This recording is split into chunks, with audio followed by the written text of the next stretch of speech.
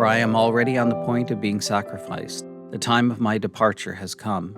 I have fought the good fight, I have finished the race, I have kept the faith. From now on there is laid up for me the crown of righteousness, which the Lord, the righteous judge, will award to me on that day, and not only to me, but also to all who have loved his appearing.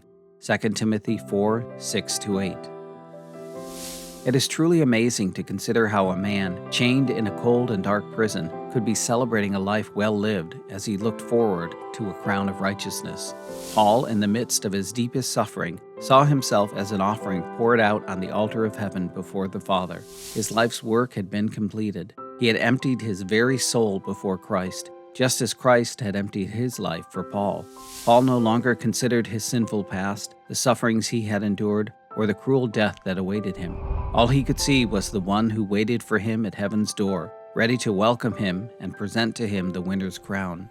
Why do we hesitate to surrender our lives to Christ? Why do we hold on to our ego so tightly? The journey of salvation is a continual emptying of all that we are.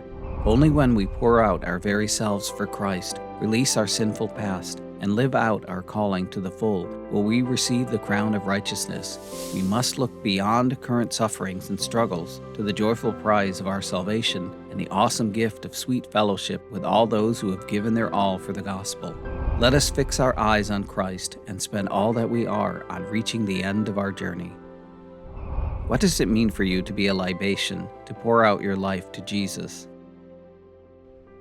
What things keep you from longing with all your heart for the coming of Christ? How can you pour yourself into the lives of others today?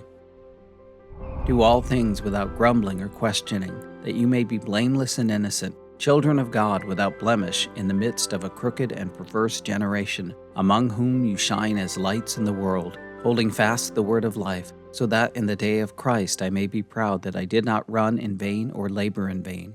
Philippians 2:14-16.